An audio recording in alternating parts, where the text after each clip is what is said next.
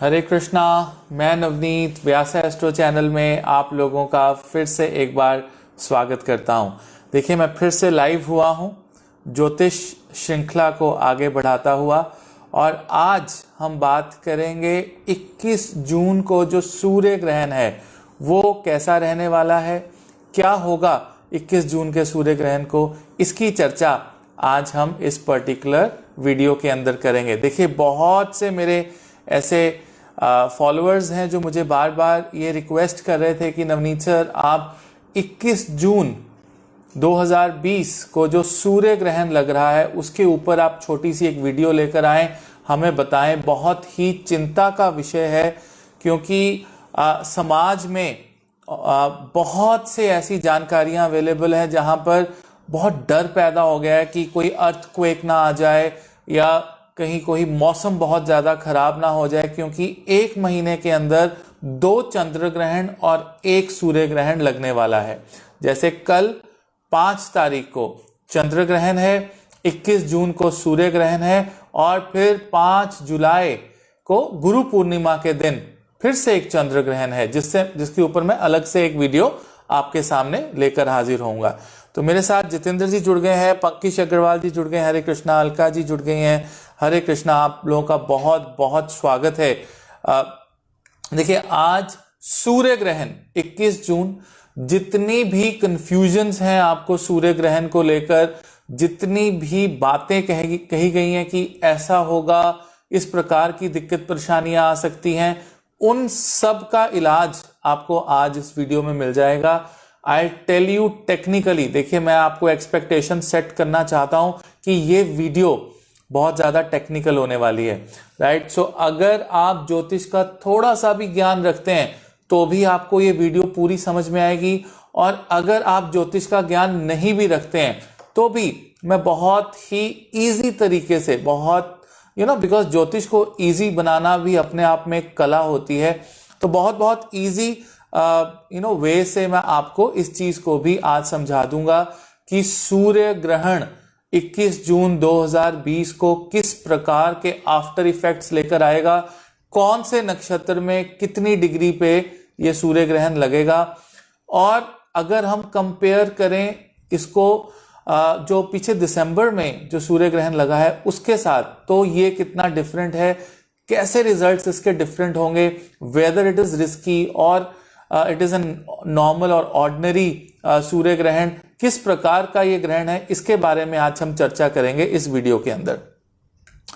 तो विलंब नहीं करेंगे, मैं फटाफट से आप लोगों को रिक्वेस्ट करूंगा कि आप फटाफट से वीडियो को शेयर कर दीजिए, वॉच पार्टीज ऑन कर दीजिए, so that people can come and watch this video. देखिए, मेरी हमेशा यही कोशिश रही है कि मैं आपके समाज में जो गलत भ्रांतियां हैं, गलत चीजें फैलाई जाती हैं, डर फैलाया जाता है ज्योतिष को लेकर, उस चीज को मैं खत्म करने की कोशिश करता हूं। यही मेरी क्रांति है, यही मेरे जीवन का लक्ष्य है, और बहुत सिंपल और इजी तरीके से आपको कॉन्सेप्ट्स को समझाने की मैं कोशिश करता हूं, राइट। तो आज हम आगे बढ़ाते हुए श्रृंखला बात करेंगे 21 जून 2020 के सूर्य ग्रहण को। देखिए, what is a solar eclipse, सूर्य ग्रहण होता क्या है। देखिए, सूर्य ग्रहण ये कि ये सूर्य है, राइट, और दे आर रोटेटिंग, और यहां पर एक चंद्रमा जो है, जब चंद्रमा सूर्य के ऊपर से गुजर कर निकलते हैं और यहां पर धरती है, तो वो जब एक सीध में आ जाते हैं, अर्थ, मून एंड सन, और जो चंद्रमा है उसकी छाया जो जब है सन पे पड़ती है, तो that is called the solar Eclipse. अब इसको टेक्निकली कुंडली के अंदर कैसे समझाना है ये भी मैं आपको बता देता हूं।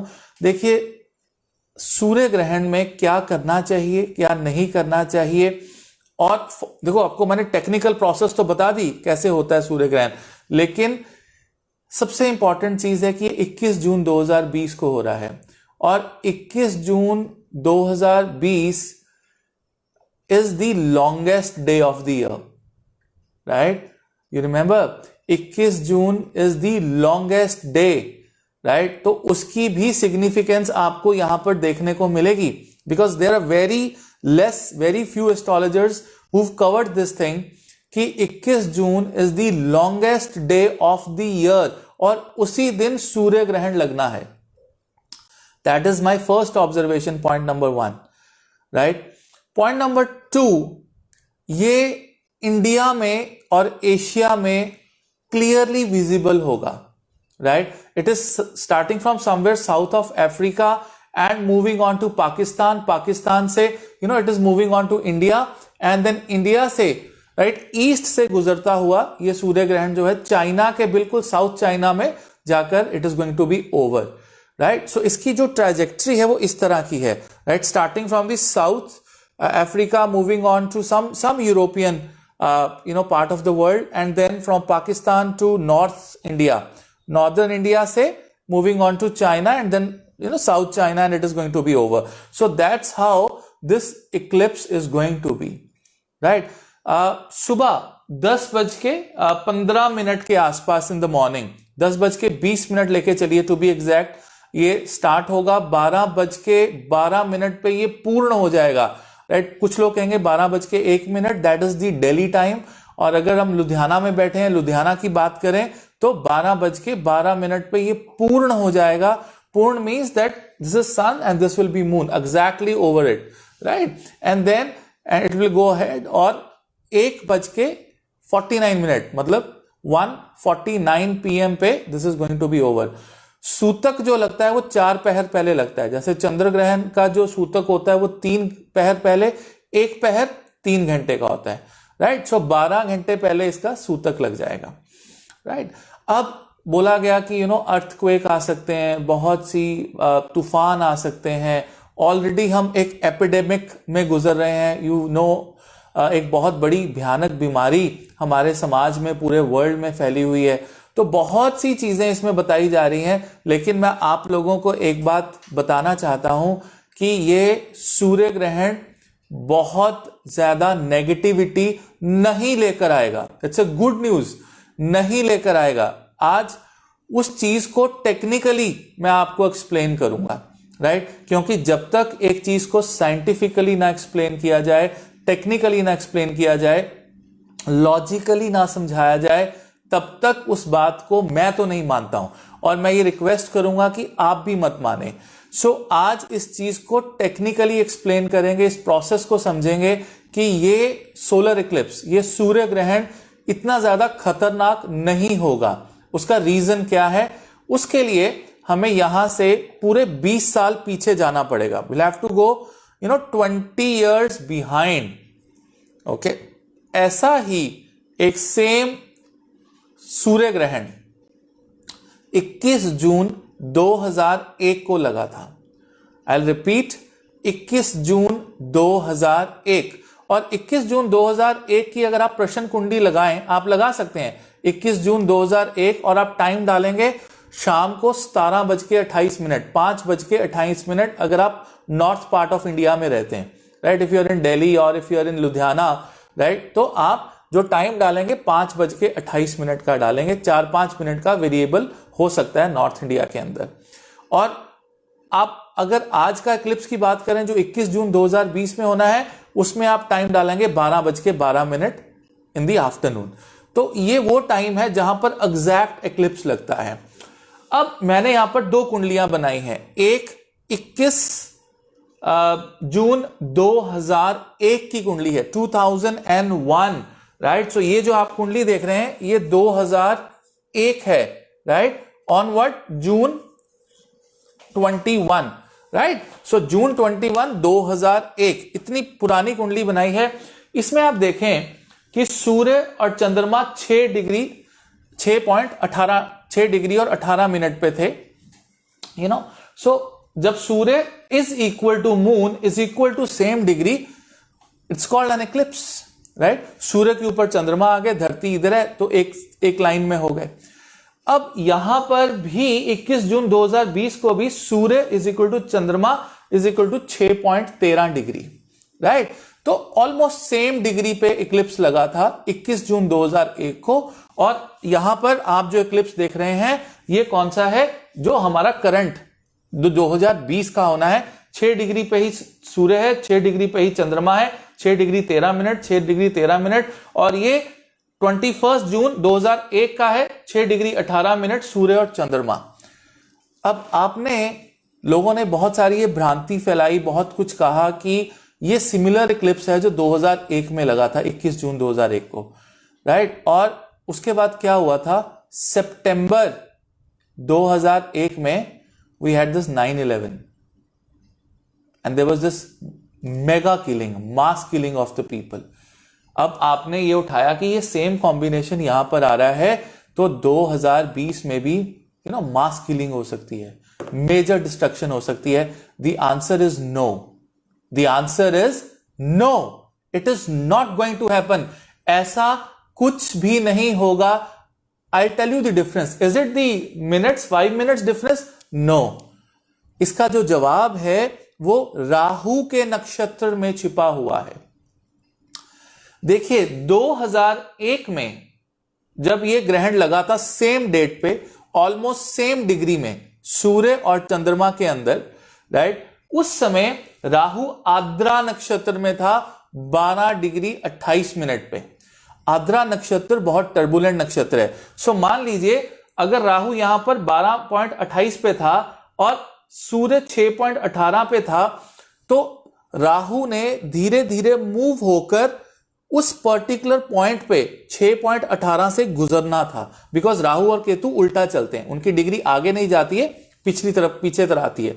तो अब सपोज कीजिए ग्रहण क्या होता है, मान लीजिए मेरे यहां पे चोट लगी है, राइट, उसका निशान पड़ गया, तो वो जो 6.18 डिग्री है वो एक सेंसिटिव डिग्री हो जाती है प्लैनेट की 1 साल के लिए। For that one particular year वो एक बहुत सेंसिटिव डिग्री होती है। जैसे इस साल 6.13 डिग्री सूर्य और चंद्रमा की सेंसिटिव डिग्री रहेगी पूरा साल, क्योंकि इस डिग्री में एक्लिप्स लगा था। That's point number 1। टेक्निकल चीजें समझा रहा हूं, 100% आपको समझ में आएंगी, बहुत ईजी है, राइट।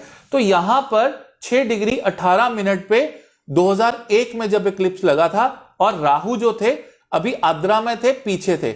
जब 12:18 से राहु मूव होते होते 6.18 डिग्री पे आए मृगशिरा नक्षत्र के अंदर, तो वहां पर उस समय, राइट, व्हाट हैपेंड, 9/11 हैपेंड 2001 के अंदर। It was somewhere in the September and there was this mass killing.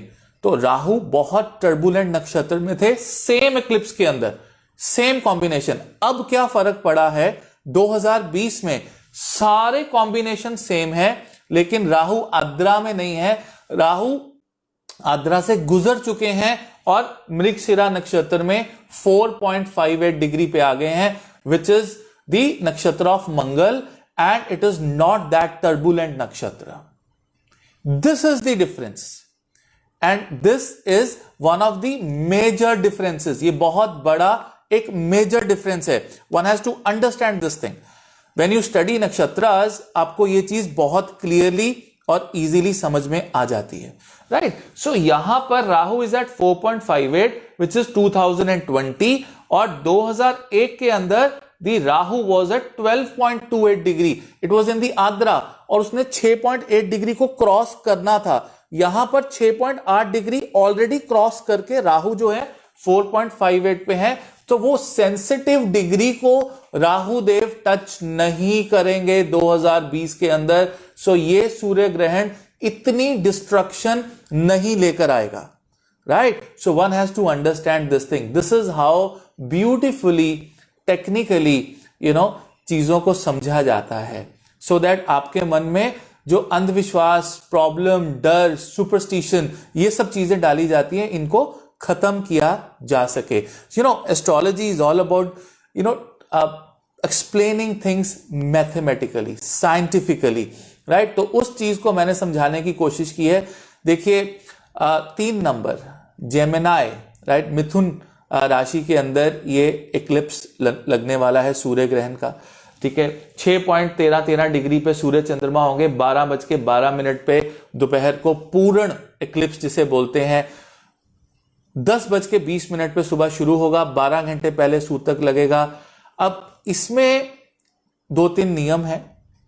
पहला नियम तो यह है कि काल पुरुष की कुंडली के अंदर सूर्य पंचम भाव के स्वामी होते हैं। पंचम भाव आपके स्टमक एरिया का होता है।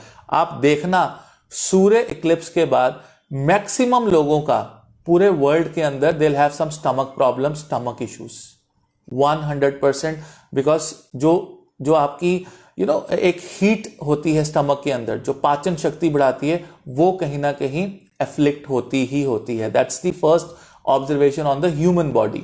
सेकेंड, अगर आप एक स्वस्थ इंसान हैं, राइट, तो आपको सुबह अर्ली इन द मॉर्निंग, सूर्य उदय से पहले ही आपको जो है उसके बाद कुछ खाना नहीं है। 1:49 PM यानी 1.5 पौने 2 बजे तक खाना नहीं है आपको कुछ भी।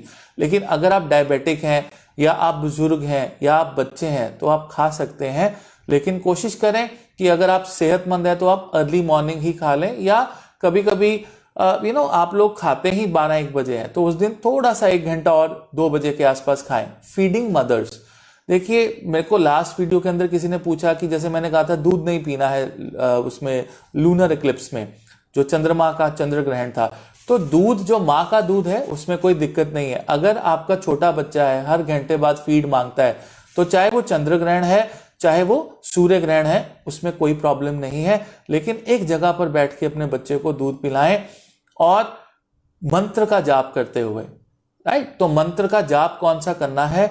ओम नमो नारायणाय, ओम नमो नारायणाय, ओम नमो नारायणाय, ओम नमो नारायणाय। इस मंत्र का जाप करें। अब कितने वॉल्यूम में करना है? बहुत धीरे धीरे करना है, बिल्कुल मन में भी नहीं करना है और बहुत ऊंचा भी नहीं करना है। जस्ट एग्जाम्पल, सपोज कीजिए कि आप एक हॉस्पिटल में किसी ऑपरेशन थिएटर के बाहर खड़े हैं और आपके मित्र हैं जो उनका कोई ऑपरेशन हो रहा है, तो आप किस तरह से पाठ करेंगे वहां पे? ना तो आप मन में करेंगे ना बहुत ऊंचा करेंगे, धीरे धीरे मुंह में विस्पर करेंगे, ओम नमः शिवाय, शिवाय नमः, ओम नमः शिवाय, ओम नमः शिवाय, धीरे धीरे धीरे।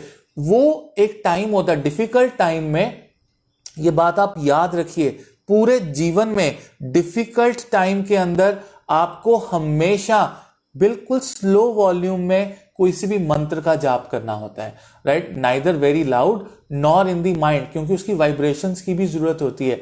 तो वो वाइब्रेशंस कब आती हैं? जब बहुत धीरे धीरे धीरे धीरे आप एक मंत्र को बहुत स्लो वॉइस में जाप करें। तो ये वो टाइम है अप्रोक्सीमेटली सुबह 10:20 से लेके अप्रोक्सीमेटली 2 बजे तक कॉन्टिन्यूसली आपको पूजा पाठ करना है।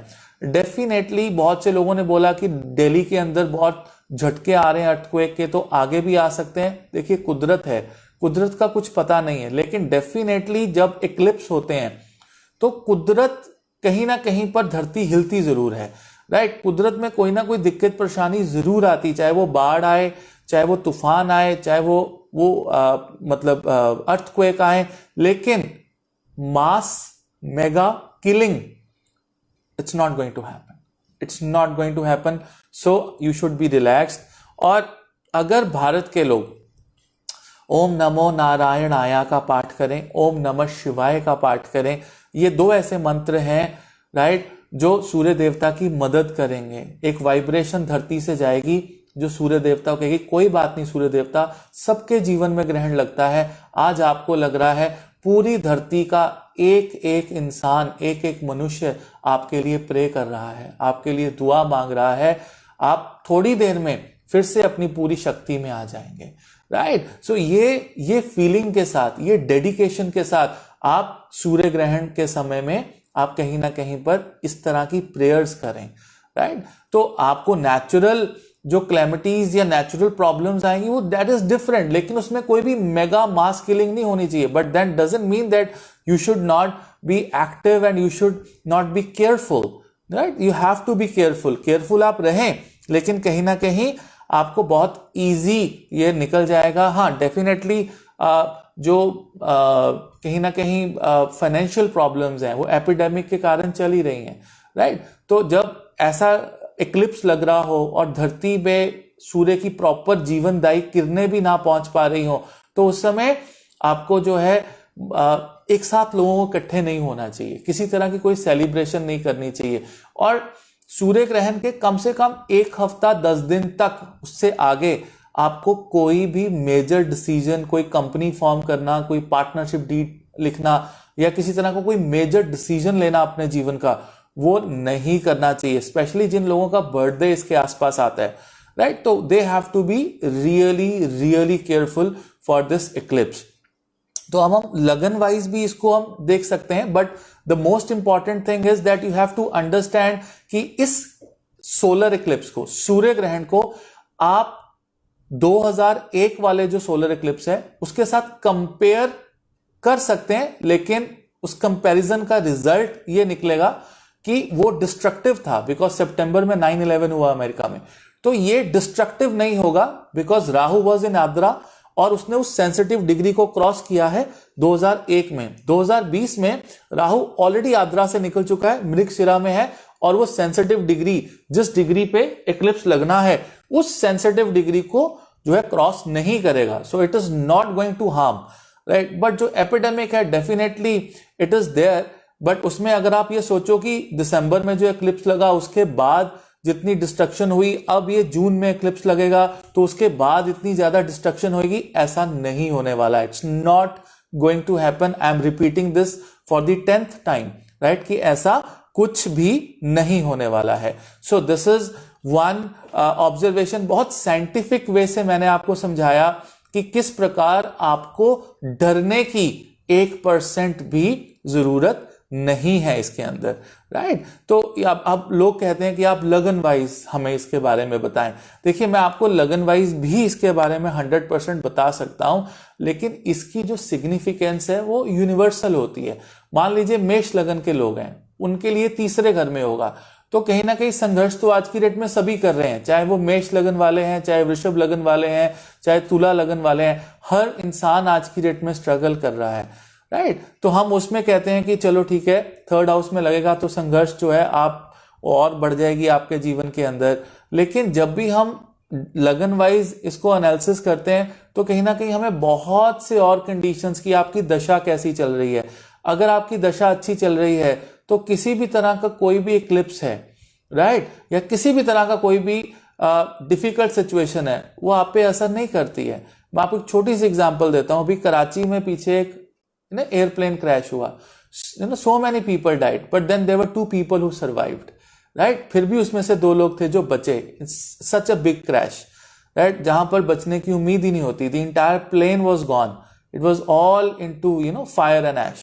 बट स्टिल जब आपकी दशा, जब वो परमात्मा रखने वाला होता है, तो फिर कोई भी चीज जो है वो इतनी सिवियर होकर आपके जीवन में नहीं आती है। तो इसका सबसे बड़ा इलाज क्या है, सबसे बड़ा उपाय क्या है? जो मैंने आपको मंत्र बताया, ओम नमो नारायणाय, ओम नमो नारायणाय। इसका आप रेगुलर जाप करें। जितना आप जाप करेंगे, आपको किसी भी तरह से ये जो सोलर इक्लिप्स है, जो सूर्य ग्रहण है, वो इफेक्ट नहीं करेगा। इनफैक्ट आप अपनी पॉजिटिविटी सूर्य देवता की तरफ भेजेंगे, right? It is a natural phenomena. लेकिन हमारे शास्त्रों में इसका वर्णन पहले से ही हो जाता है, पहले से ही बताया गया है, राइट? और हमें अपने शास्त्रों के हिसाब से, अपने धर्म के हिसाब से डेफिनेटली कुछ प्रोटोकॉल्स, कुछ प्रिंसिपल्स को मानना चाहिए, राइट? अगर आप फिट हैं, खाना पीना अवॉइड करें, ब्रश करना अवॉइड करें, पहले कर लें। टाइम फ्रेम दिया है 10:20 से 1:50 तक आप लगा लीजिए, 2 बजने में 10 मिनट पहले तक। तो ये वो टाइम है। सीधे बैठ जाएं, मेडिटेशन करें, ओम नमः शिवाय करें, क्योंकि जो ग्रहण में किया गया पूजा पाठ है वो भी लाखों करोड़ों टाइम्स मल्टीप्लाई होके आपके पास लगता है। कोई भी मेजर डीड या डील है उसको साइन ना करें, बट इसके बहुत बड़े डेवेस्टेटिंग जो रिजल्ट्स है वो नहीं होने वाले हैं। It's a simple Eclipse, but yes, it is happening on the longest day of the year, right, which is 21st June, right? But still, since Rahu is not in the Adra, Rahu is past Adra, it's in the Mrigashira, it's not going to be difficult. Trust me, it's not going to be difficult. Come out of this situation, come out of this superstition, and please do not listen to the people who are trying to scare you, right? So वो चीज नहीं होने वाली है, right? So I hope आपको ये video पसंद आई होगी, बहुत सी सुपरस्टिशंस खत्म हुई होगी।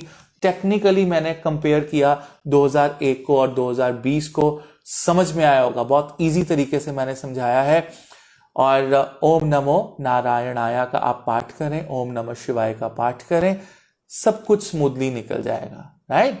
और अगर आप मेरे से कंसल्टेशन लेना चाहते हैं, you can log on to my website astronavneet.com, right? And all this video is also available on the YouTube. You can subscribe to my channel, Vyasa Astro channel, and it motivates me. आप मेरा बहुत साथ दे रहे हैं, बहुत प्यार दे रहे हैं मुझे, बहुत आशीर्वाद दे रहे हैं आप लोग मुझे, आप लोगों का बहुत बहुत शुक्रिया, राइट। मैं कल फिर आऊंगा, आपकी सेवा में हाजिर होऊंगा, तब तक हरे कृष्णा।